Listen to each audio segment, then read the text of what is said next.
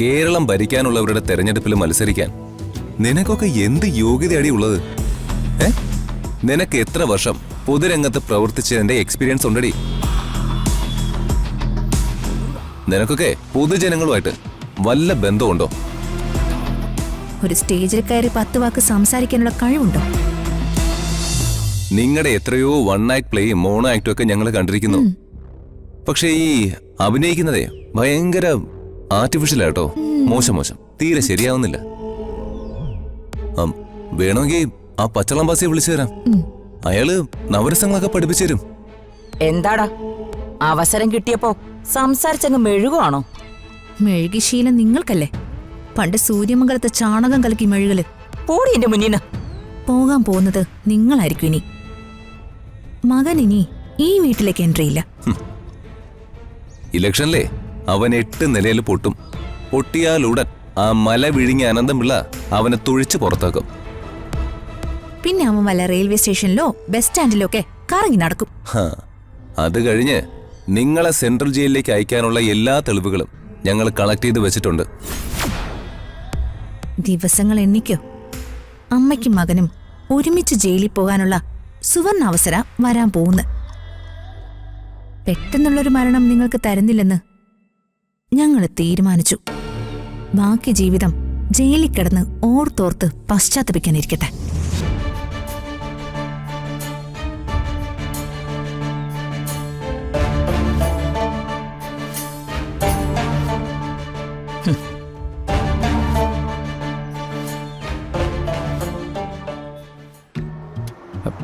അതെ, ശരിക്കും മാർക്ക് ചെയ്യണം.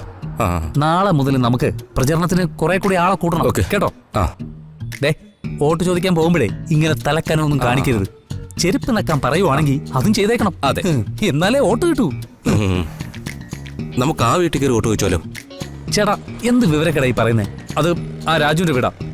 ഇവളെ ഈ ഇലക്ഷന് നിർത്തിയത് തന്നെ അവനെ തോപ്പിക്കാനാ. ഓ, അതെന്തിനാ അവരെ തോൽപ്പിക്കുന്നത്? ശ്രീലക്ഷ്മിയുടെ എതിരാളി പൊൻകുന്ന സദാശിവനല്ലേ? ആ കാര്യമൊക്കെ ഞാൻ ബ്രദറിന് പിന്നെ പറഞ്ഞു തരാം.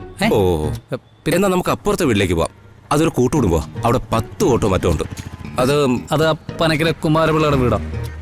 അവര് നമ്മളുമായിട്ട് വലിയ ടെൻസിലല്ല. എന്നാ പിന്നെ ആ പടിഞ്ഞാറ് വീട്ടിലോട്ട് കയറിയാലോ? അതാ നാരദൻ ഗോപിയുടെ വീടാ. ഓ, അവനുമായിട്ടും ഉടക്കാം. എല്ലാരോടും ഇങ്ങനെയാണെങ്കിൽ പിന്നെ എങ്ങനെ വോട്ട് ചോദിക്കുക?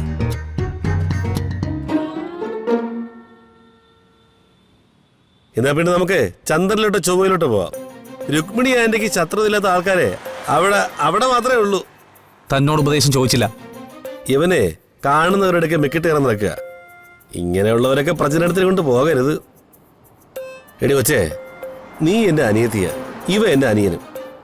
ശ്രീലക്ഷ്മി ജയിക്കണമെന്ന് ആത്മാർത്ഥമായിട്ട് ആഗ്രഹിക്കുന്ന ഒരാളാണ് ഞാൻ. കാശ് എന്നാ എന്റെ വോട്ട് ഞാൻ മറിച്ച് വെക്കത്തില്ല. ഈ നേതാക്കന്മാരുടെ കൂടെ നടന്നേ കുറെ രാഷ്ട്രീയ തരികടകളൊക്കെ പഠിച്ച ഒരാളെന്ന നിലയ്ക്ക് നിനക്ക് ഞാനൊരു പൊളിറ്റിക്കൽ എഡ്യൂക്കേഷൻ തരാം.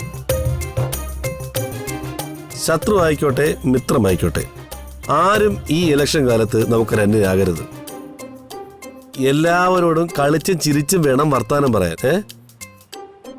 ഇലക്ഷൻ കാലത്ത് രാഷ്ട്രീയക്കാരനാണോ കണ്ട വീടുകളുടെ അടുക്കളപ്പുറം മൊത്തം കയറി ഇറങ്ങിയിരിക്കണം.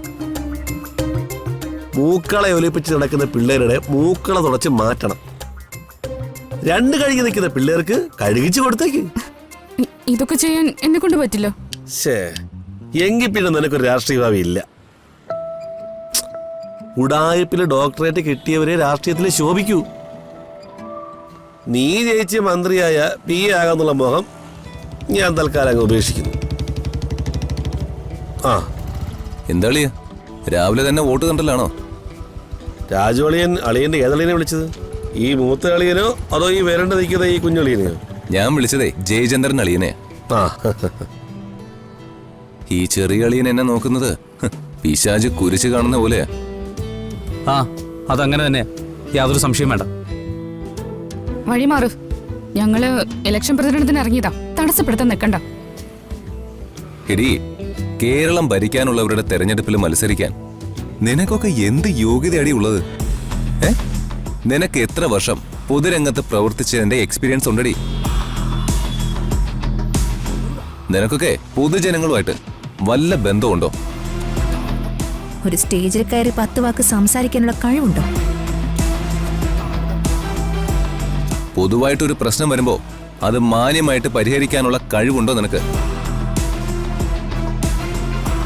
ക്രൈസിസുകൾ വരുമ്പോ പതറാതെ നിൽക്കാനുള്ള ഒരു കറേജ് ഉണ്ടോ ശ്രീലക്ഷ്മിക്ക്? കോൺഫിഡൻസ് ഉണ്ടോ?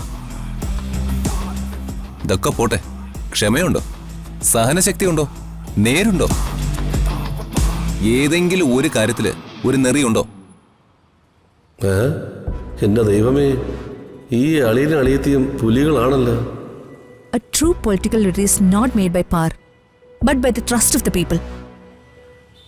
You need vision to see ahead, courage to stand alone, and the strength to carry everyone with you. അതെ അതെ. സബാഷ്. ആടി ജയേട്ടാ കൈ.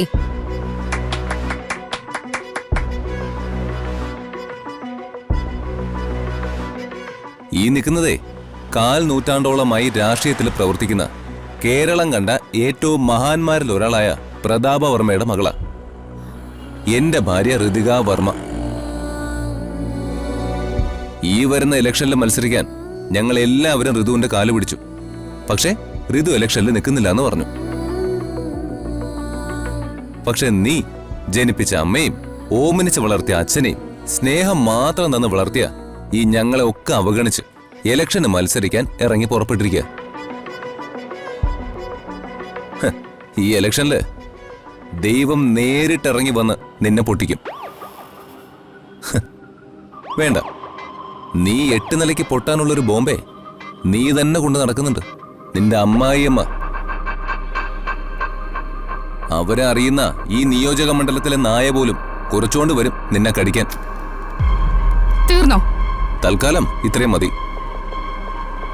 ഇവനുള്ള മറുപടി ഞാൻ കൊടുക്കാം. ഈ ഇലക്ഷനിൽ നിങ്ങളുടെ പൊൻകുന്നം സദാശിവനെ ശ്രീലക്ഷ്മി തോപ്പിക്കും. ശ്രീലക്ഷ്മി ജയിച്ച് മന്ത്രിയാവുകയും ചെയ്യും. വാശ്രീ പോവാം. പടം കൊടുക്കുന്നെങ്കിൽ ഇത് ഇതുപോലുള്ള സ്ട്രോങ് ആന്റിബയോട്ടിക് കൊടുക്കണം. ആ അളിയ, പിന്നെ മറ്റൊരു ഫ്ലാഷ് ന്യൂസ് ഉണ്ട്. എന്താ ളിയാ? ഋതുമോളുടെ കൂട്ടുകാരി സ്വാതി നിൽക്കുന്ന മണ്ഡലത്തിലെ എതിർ സ്ഥാനാർത്ഥി ആരാണെന്ന് അറിയാമോ? മിസ്റ്റർ അനന്തപിള്ള. അളിയൻ അനന്തപിള്ളയുടെ ആളല്ലേ? ആരുടെ ആളായാലും എന്താ അളിയ, മനസ്സുകൊണ്ട് ഞാൻ പ്രതാപവർമ്മ സാറിന്റെ കൂടെയാ. വർമ്മ സാറിനെ ജയിപ്പിക്കാൻ ഞാൻ കൂടെ തന്നെ ഉണ്ടാവും. കേറ്.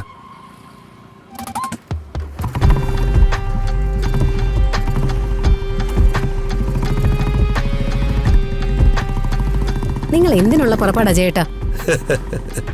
എടി, ഇതാണ് രാഷ്ട്രീയത്തിലെ അടവ് നയം. വർമ്മ സാർ ജയിച്ച ഞാൻ വർമ്മ സാറിനോടൊപ്പം, ദീപക് ജയിച്ച ഞാൻ അവനോടൊപ്പം. നമുക്ക് ഹാപ്പി ആയിട്ട് ജീവിച്ച പോരെ ഡാർലിംഗ്.